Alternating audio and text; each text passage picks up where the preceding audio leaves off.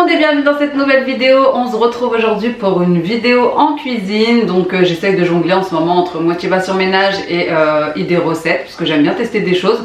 Et je me dis pourquoi pas vous les filmer en même temps. Et surtout je sais que vous aimez beaucoup ce type de vidéos sur ma chaîne. D'ailleurs si vous avez des vidéos que vous avez envie de voir, n'hésitez pas à me le dire en commentaire, comme ça je les ferai avec plaisir. Donc comme je vous ai dit, aujourd'hui on se retrouve pour une vidéo en cuisine. Donc ce sera les recettes de la journée, de ce que je mange dans la journée, donc une journée dans mon assiette. On va commencer par le petit déjeuner, donc toujours des recettes saines, des recettes équilibrées, des recettes gourmandes.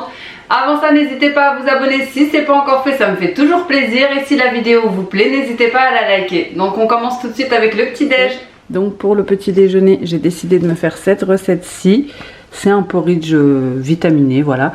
Je vais juste moi remplacer les fruits, parce que j'ai pas ces fruits, enfin j'ai pas de kiwi, donc je vais mettre ce que j'ai moi à la maison, mais ça restera la même recette. Donc pour les ingrédients de base, ça va être hyper simple. Moi je vais rajouter des choses.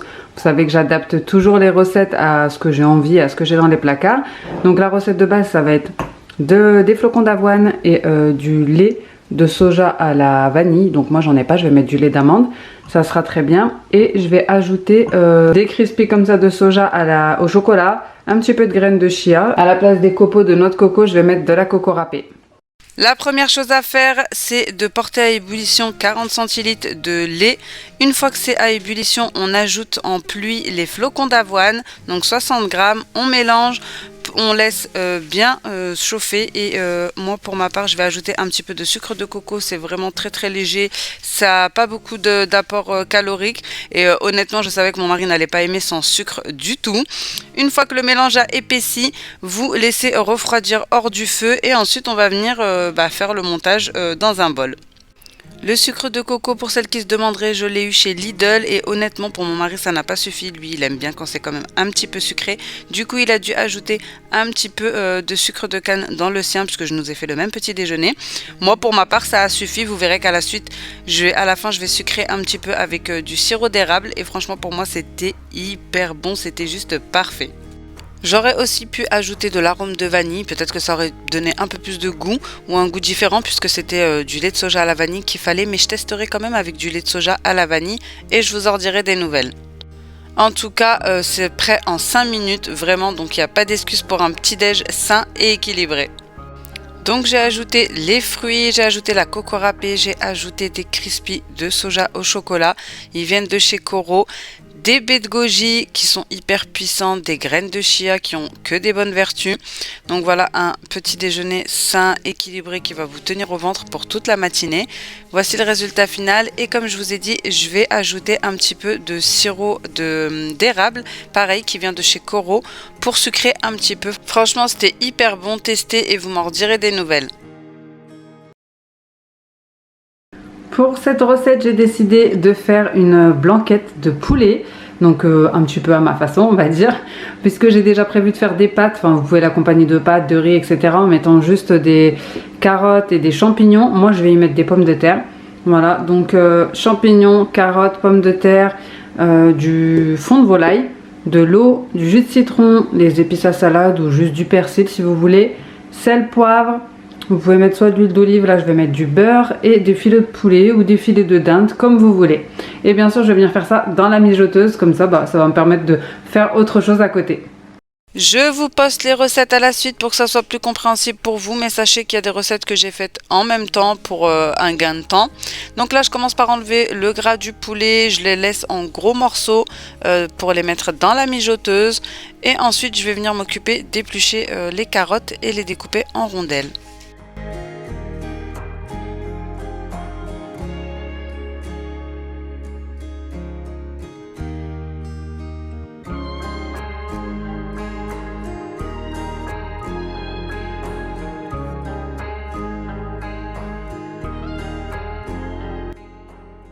Donc j'ai mis les carottes sur le poulet, ensuite je vais venir m'attaquer aux pommes de terre, donc celles-ci on peut garder la peau, je vais les découper et ensuite je vais venir faire mon fond de volaille pour recouvrir le poulet et les légumes.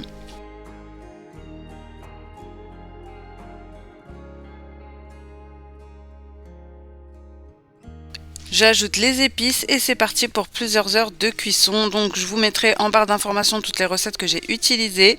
Je vérifie au bout de quelques heures s'il y a besoin de rajouter un petit peu de bouillon. Pour ma part, il n'y avait pas besoin. Ensuite, je viens faire ma petite préparation à base de jaune d'œuf, de crème fraîche liquide et également de maïzena avec un petit peu de jus de citron.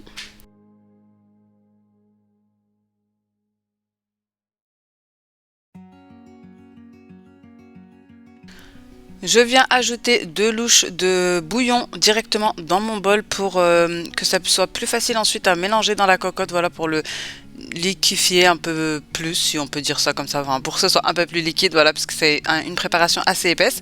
Et ensuite, je viens ajouter le tout en fin de cuisson directement dans la mijoteuse. Voilà ce que ça donne pour la blanquette de poulet. On va passer maintenant alors au goûter. Du coup, pour le goûter, je vais venir faire des muffins à la myrtille. J'ai vu ces boîtes-là. J'en ai d'ailleurs pris une autre chocolat chez Lidl. C'était pendant la semaine américaine. Et franchement, ça m'a donné envie de tester. J'ai jamais utilisé comme ça des préparations toutes faites. Mais je me dis pourquoi pas, si ça peut me faire gagner du temps. C'est toujours mieux que du tout fait industriel. En tout cas, bon bah on va tester ça. Il demande juste des œufs, de l'eau et de l'huile. Pourquoi pas, si ça peut nous permettre de gagner du temps, ça reste quand même du semi-fait maison, on va dire. Donc c'est parti. Dans le carton, vous avez un sachet avec la préparation et un sachet avec une espèce de coulis de myrtille ou de confiture de myrtille avec des petits morceaux. Et donc moi je vais utiliser le Thermomix, mais bien sûr vous pouvez le faire dans un simple saladier.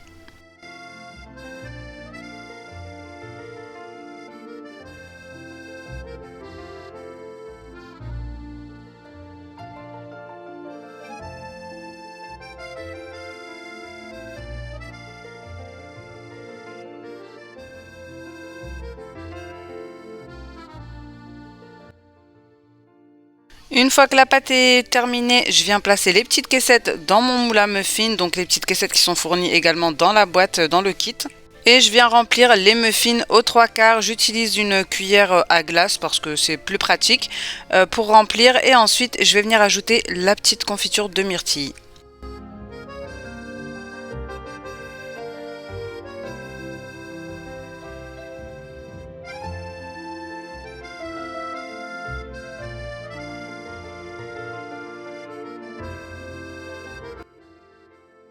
Du coup, voilà ce que ça donne. J'avais commencé au début avec ça, mais ce que j'avais pas calculé, c'était qu'il y avait des petits morceaux de myrtille. Du coup, ça passait pas du tout, ça passait ni là, ni dans la douille. Ça restait coincé en fait dans le fond. Du coup, j'ai continué à la petite cuillère, tout simplement. Donc là, je vais venir enfourner pour 25 minutes à 180 degrés.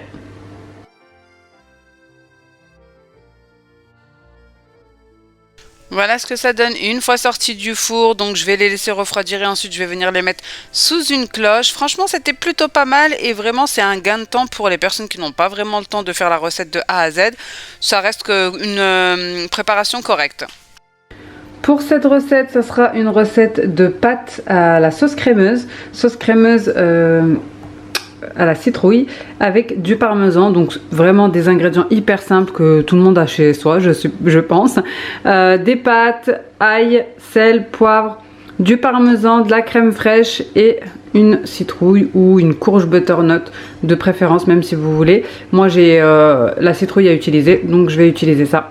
Donc c'est parti, je vais déjà commencer par préchauffer mon four, c'est ce que vous entendez là, à 180 degrés. Je vais venir retirer le pédoncule et couper en deux ma citrouille. Je vais retirer la partie fibreuse à l'intérieur et les graines. Et ensuite, je vais couper en morceaux et je vais placer ça dans le four. Je vais arroser d'un petit filet d'huile d'olive salée poivrée. Je vais mélanger et j'ajouterai un petit peu d'ail. Et je vais enfourner pour 45 minutes en mélangeant de temps en temps. Voilà, c'est parti! Donc je commence par retirer la peau, évidemment si vous préférez vous pouvez la couper en deux, enlever tout ce qui est filaments et graines à l'intérieur et la disposer comme ça sur votre plaque de four en la huilant et en la salant un petit peu, et ensuite quand ça sera cuit vous avez juste à récupérer la chair à l'intérieur. Donc moi ici je vais enlever la peau directement pour pouvoir la couper en petits dés.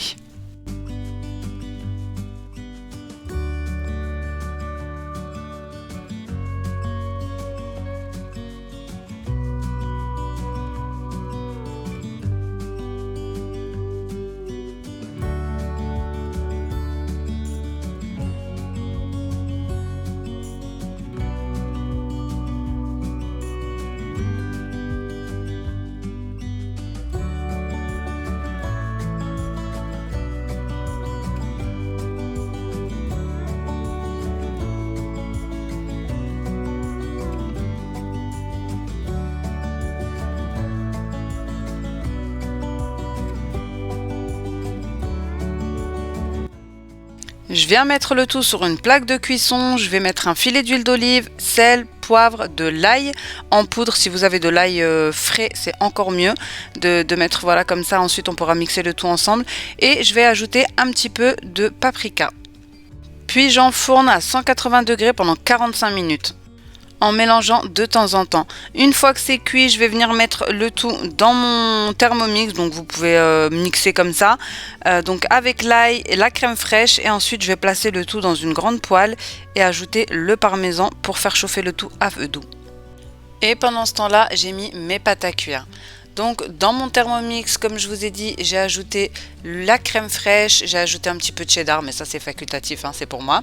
J'ai ajouté le parmesan et ensuite je vais venir mixer le tout pour avoir cette crème en fait de butternut que je viendrai laisser épaissir sur le feu.